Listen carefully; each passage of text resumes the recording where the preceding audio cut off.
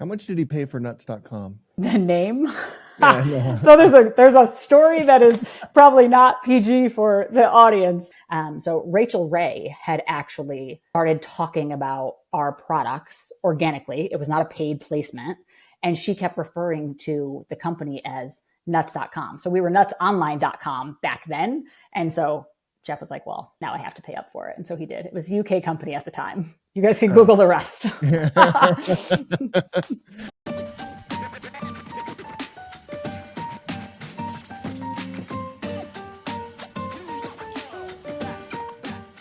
PJ, thank you so much for coming on the show. You are the CEO of nuts.com. I am very excited to talk to you about that.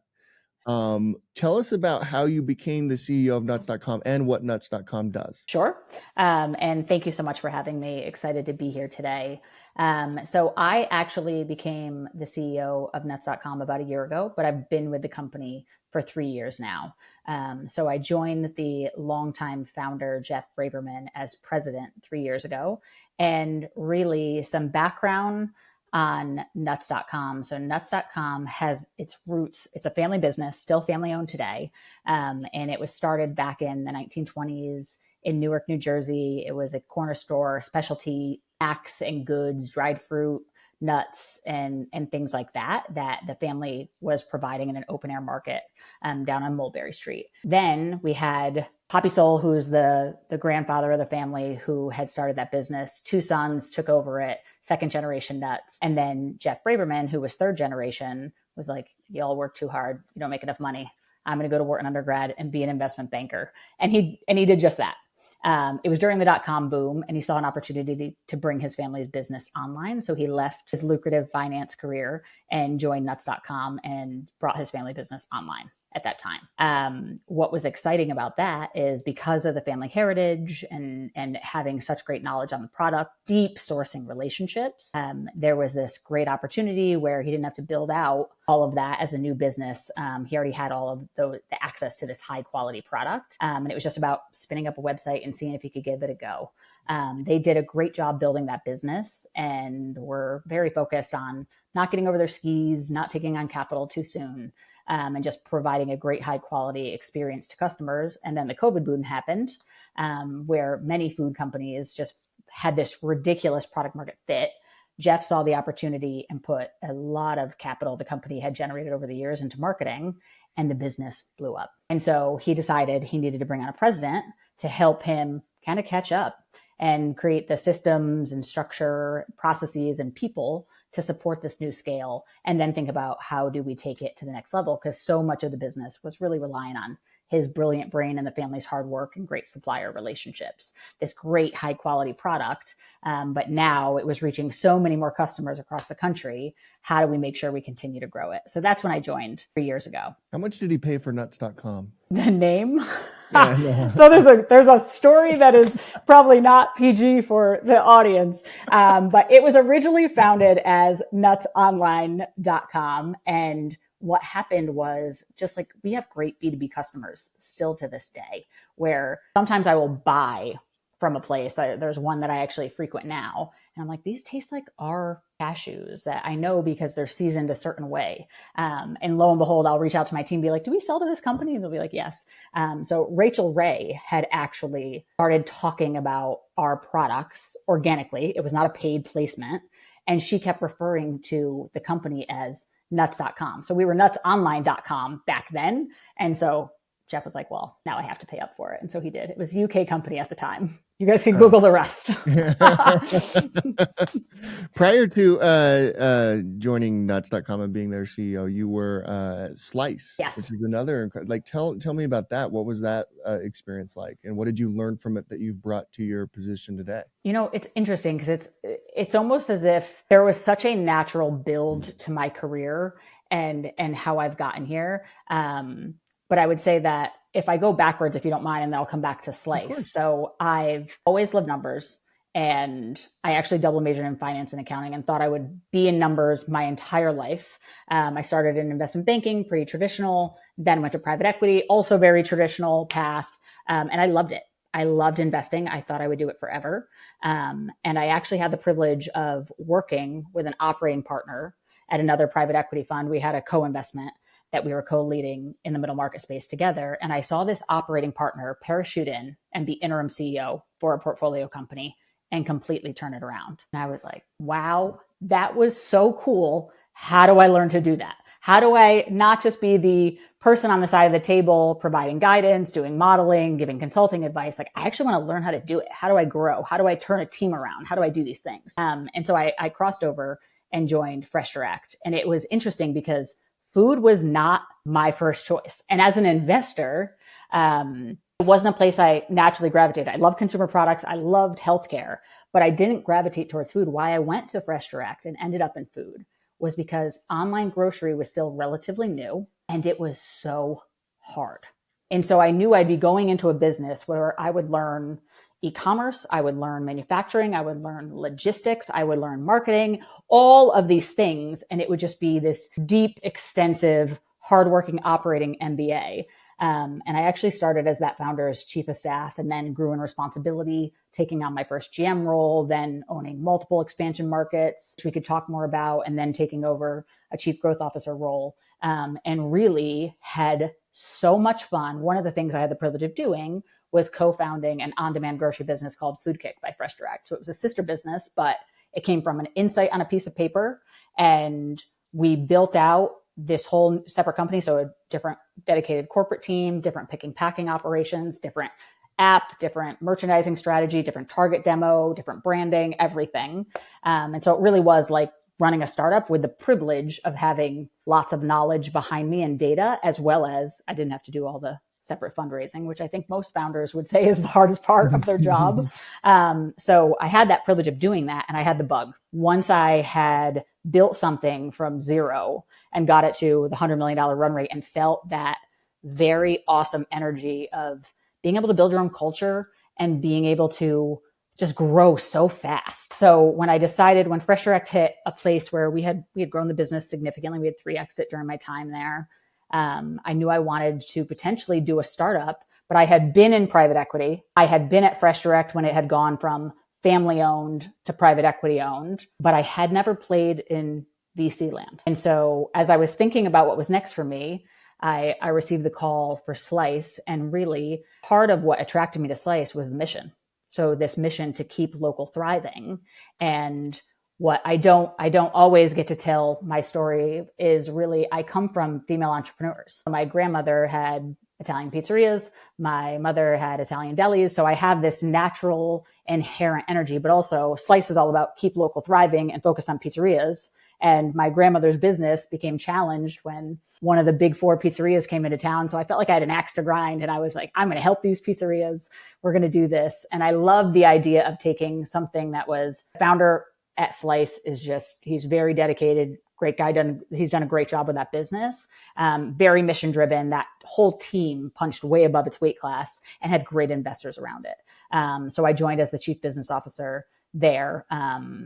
And ran we had like 1,000-person global team at the time. About 70% of it was in my purview from a scope standpoint. And it was a very, very cool time to join because I joined probably about 4 or 6 months before the pandemic hit. And because it was such a mission-driven business, all of a sudden you have this pandemic, everyone's shutting things down, workers are afraid to go to work, and our teams were just energized. Like, how do we launch products to help these local pizzerias do what they have to do? So, I mean, I remember having conversations at the start of the pandemic being like worried about my team was going to burn out.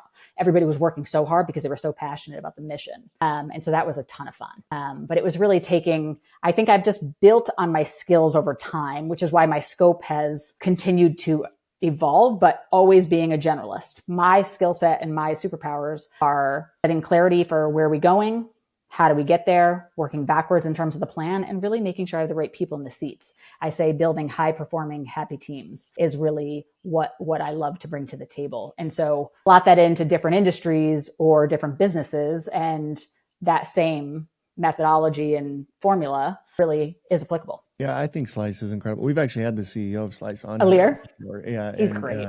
He's incredible, and that whole story is incredible.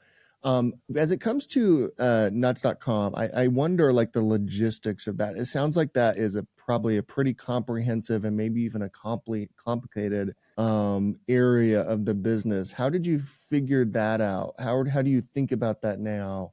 The whole manufacturing, and in particular, just like the logistics of getting these where they need to go. Yeah, I mean, it's funny to even hear it as complicated because to me it's so much easier than manufacturing and selling fresh food and the complications around delivering that.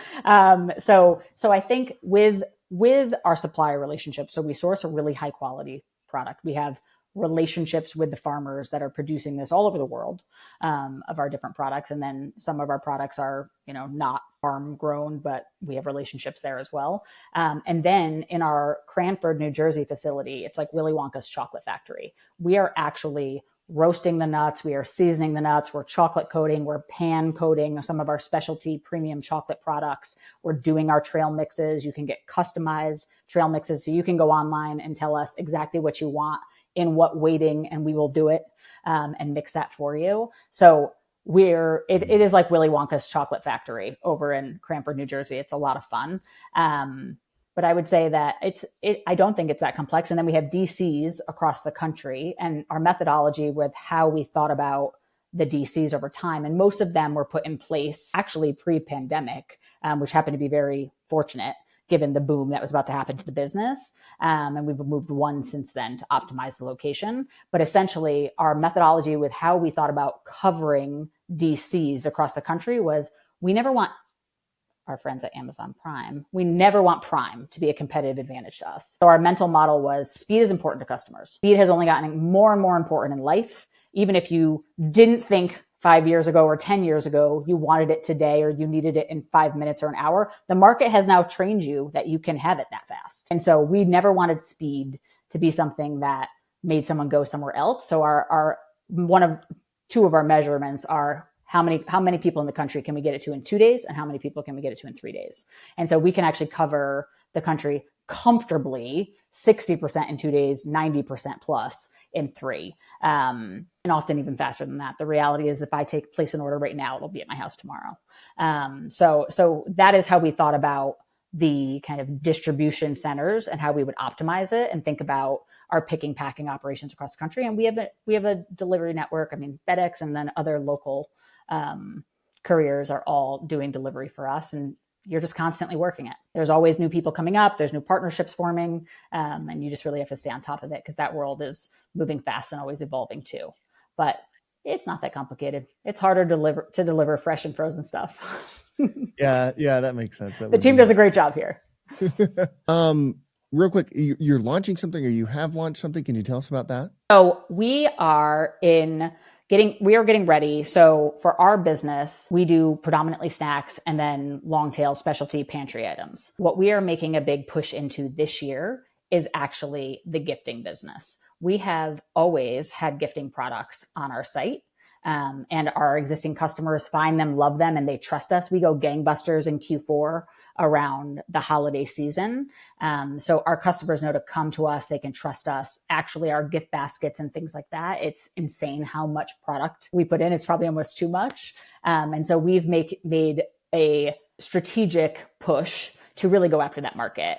Done a lot of research, figuring out how does that fit with our current target demographic? What is the opportunity to expand our target demographic? What are they looking for in terms of assortment, pricing, things like that? And so actually we are really excited to be pushing more heavily into that market this Q4 season. Actually, I think it's going to be fantastic because we have such a high quality product and our customers know and trust us so much. It's something you can gift with pride. And so we know with gifting, it is actually mostly about how does it show up? How does it represent you as the gifter, whether you're a corporate customer that's sending to your suppliers or your employees, or if you're sending on behalf of yourself and your family. So we've made a concerted effort to go more seriously after that market. And we're really excited about it because it's a massive, I mean, the food gifting market's like a $33 billion segment in our country. And we are just getting a tiny, tiny piece of it. But we know how excited our current customers are. So we're excited to tell the world more about it. Oh, that's incredible. Yeah, that makes all sense. You're launching it at a good time too, right? As the holidays are coming up. Yeah. That's perfect. What does a typical day look like for you, I wonder? So it's interesting. I tend to be prior to getting to this place in my career and being a mommy and everything else, I was always a nighthawk. And I have learned as I've gotten older, you have got to be an early bird. So I like to start early, get a workout in, ideally before the kids are up and I'm off to work for the day. And then it's really, I personally, one of my cheat codes is the day before I go to sleep, I am still a little bit old school and I prepare my to-do list for the next day. What must I get done? What would I like to get done that are the next things on that list, and make sure I'm just really rigorous about how I'm going to spend my time the next day. So I get up, get my workout in. If it's a work from home day, I get to see the kids. They go off to school. Then I go down to my office. Otherwise, I'm heading over to New Jersey, and it's about being a present, great team leader. A lot of cross-functional meetings, a lot of communication, as I think any leader spends a fair bit of their time making sure you repeat. Where are we going? How are we measuring how we get there? Making sure people feel supported on the journey. Then making sure I reset for the next day. How are you thinking about AI and how will that apply to nuts.com? It's really interesting with AI because I have found the leaders of bringing in AI technology are not at the top so far. So, and we're making a concerted effort as our senior leadership, and hopefully my CTO won't be mad at me for saying that, but it's just naturally the younger employees are just gravitating towards bringing stuff forward. It's been the coolest thing to see. So there's the obvious ways we've grabbed onto AI, which is whether it's CX efficiency and things like that, where you could leverage bots and AI tools to have a better customer experience. And that's worked really well for us to augment our fantastic team. And then also it's just operational efficiency. I have seen, whether it's ChatGPT or other tools out there, I have seen it be incredible how mundane tasks that, as you see your high performers rising and they're just like, all right, well, can I have junior people to do this stuff for me now? They just leverage technology to do stuff and increase the efficiency in their day. We're almost learning from them. I find myself often learning from them. I also think the other thing that it's unlocked, the team's ability to learn without repetition and revs. And what I mean by that is, we were talking about something on the sales side. I'll give a specific example. And we were talking about evolution to our commission structure. And our director on the B2B sales side came back, had done some work with AI, and essentially had gotten recommendations from what other world-class organizations are doing, and came back with a really, really smart proposal that we wouldn't just had at our fingertips as easily as that. So a lot of operational efficiency. What I look forward to doing is leveraging it for enhancements to the customer experience. We have a huge catalog on our site. We have 2,500 different products, over 5,000 different SKUs. How do we actually leverage AI to create a much more seamless, customized experience, and leverage natural language and other ways to really help people have a more personalized shopping experience? That I'm really excited about. We have work to do. But I know even some like clothing retailers and things like that are using it already when their catalog and their marketing. So I think I'm excited about how do we leverage it to enhance the customer's experience, not just from a CX remediation standpoint, but upfront, as we're thinking about how they shop and have a more personalized experience. So that's what I'm excited about, in addition to just, getting rid of some of the grunt work for our great employees so that they can just do more thinking, exciting work and learn faster. Oh, for sure. Yeah, that makes all the sense in the world. I think, every company has to think about it regardless, whether it's like customer facing or just internally, and how you're going to, streamline processes inside of your company. You got to figure out one of those two things, if not both. Right. So yeah, I think you're exactly right. What do you read? What is like a reading recommendation you'd have for us? I would say some of my favorite books, and they've probably been read by all of your audience. I love organizational behavior, team dynamics, because I'm such a people first leader. I definitely gravitate towards books like that. So some of my favorites, if by any chance they haven't been read, I go back to The 5 Dysfunctions of the Team. I probably read that once every 5 years just to gut check myself and make sure I'm keeping myself honest on the dynamics of the team. I also love Speed of Trust. Personally, I have just found that when you have a team that understands each other, that trusts each other, has healthy dynamics, it is an exponential multiplier in terms of how fast you move and the types of goals the organization is willing to go after and how you support yourselves on the journey. That fear of failure, that fear of judgment, how it goes out the window and everyone really locks hands and starts clicking as a team. I think team dynamics are probably even more important, or at least just as important as capacity and competency. Because I think you can have really smart, talented humans, but if they're not working well, you're not moving that. You're not moving it forward. Not at the speed you can. So like, I love books about that. So anything about team dynamics, I'm a big fan of. How are you thinking about just our general macroeconomic environment, our general political environment? It's interesting, like CEOs never used to have to comment on those types of things now, and it seems like now CEOs are almost required to talk about things or comment on things that are outside, of what they do for a living. I'm not asking you to, but I just wonder, like, how are you thinking about the current macroeconomic environment as we go into an election season, as we go, into 2025? How are you feeling about that type of stuff? Yeah, I would say it's been interesting as a senior leader because you saw the pendulum swing pretty fast, where CEOs and companies all of a sudden had to opine and make very public statements about everything, which created such a risk of a divisive dynamic. So I witnessed a lot of that. It was, I saw a lot of it at my time at Slice. It was kind of painful to watch because it just felt like it was hard for leaders to say the right thing. I think that my personal stance and really how I like to lead is I want to create an inclusive environment where everyone's allowed to have their opinions, their beliefs, be who they are, and create the appropriate amount of space for that. I don't want it to be a platform where I'm going to come out and assert my point of view and make it on behalf of the company. Like, I think we're all of different backgrounds, convictions, things like that. And I think we have to extract what is unique and amazing about all of us, and how do we bring that together and respect it, and create space for it, but not. I don't believe in personally inserting strong opinions and making it on behalf of the company. I think I don't know that that's just who I am. I want people to be who they are. It's kind of wild that CEOs are even being asked to do that. If we're just being honest, it's like such a weird, odd thing. But it's probably I don't talk politics with my family. Certainly don't want to talk about it at work. Yeah, exactly. Exactly. Yeah, it's really interesting. I think it's probably because trust has been lost in so many other areas of leadership, in other areas, right, where now people are looking for business leaders to trust or to hear something from that maybe they would like. I don't know. I think it's really interesting. Yeah. You've talked a lot about in this interview about like culture and various ways that you think about that and how to integrate teams and things like that. Obviously, Patrick Lencioni's 5 dysfunctions of a team is a great example of that. We actually have him coming to speak at an event in January. Amazing. Yeah, he's great. He's awesome. I wonder how you think about culture at nuts.com and how have you built it? Yeah, so it's been an evolution during my time there. And I think that was how I would describe the culture when I got here, which was still really special.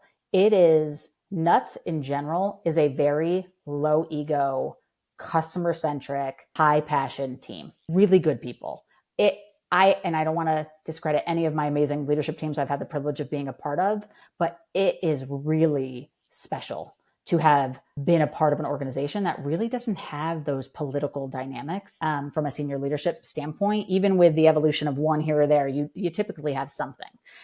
So it is a very low ego, customer centric, just good group of humans. And that's been consistent when I joined and now. I would say the thing that we evolved culturally is because of the underlying family heritage. Family is not a word I would associate with accountability. It depends on your personal family dynamics, but in general, family is not a word that is associated with accountability. And so coming in, everyone was very nice and kind to each other, but we lacked a rigorous goal setting feedback culture. And so that's been one of the changes, which is like feedback is a gift. Telling people that they can do something better is good for their growth. It's helpful to them. And the reality is most people that show up to work every day want to do a great job and they want to grow. So they want to hear it. Very few people can't handle it or don't want to hear it. Most people actually want to grow and get better, right? And then it's about giving our leaders or managers or partners and team members across the organization the tools to be able to do that productively, because not all feedback is a gift. It has to be given the right way with the right intent. So really teaching the team how to do that and also creating a performance culture. I think that was one of the big differences where we evolved from being a team where and I've seen it with plenty of companies where bonuses are just given out and it's, how you get it, you don't quite know, to being more, it is clear, it is super transparent. You have individual goals. We're going to have OKRs that are set, and we're going to talk about them at a regular cadence. And you're always going to know where you stand for your individual performance and the company's performance, and how does that financially benefit you.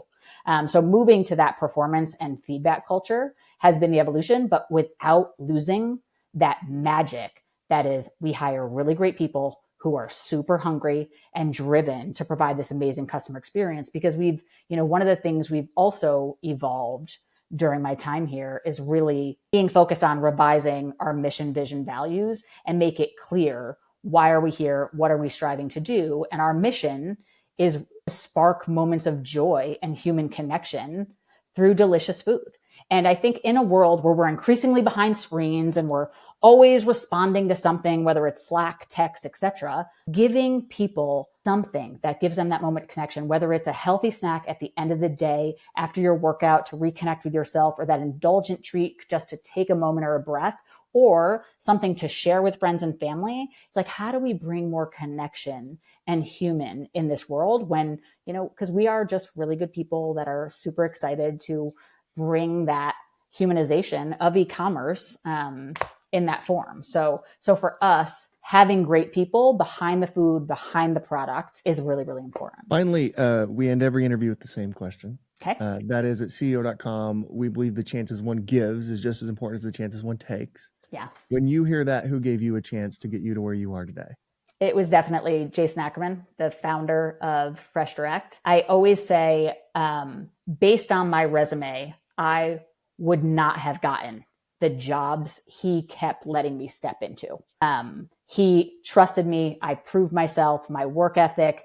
I think personally, one of my attributes that served me well as an employee, as a leader, as a human in life, is I have a massive inherent sense of ownership and accountability.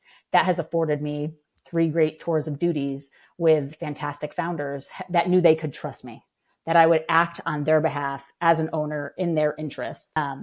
So I think Jay did me a great service by, listen, I worked my tail off. So I think he was happy with the work that I put out there. But like I said, it was an amazing 8 years working at that company. And I think I felt like I did 20 years plus worth of learning during that time. It was really incredible. Hard work, but wow, rewarding. And I'm super appreciative of him. We're still very close to this day. PJ, I am so honored to have you on the show. It's been incredible, and what a leader you are, and congratulations on everything you're doing at Nuts.com. Best of luck on the gift launch. I'm sure it'll be great, and I'm sure we'll catch up with you in the future. Thank you so much for coming on. Thanks so much for having me.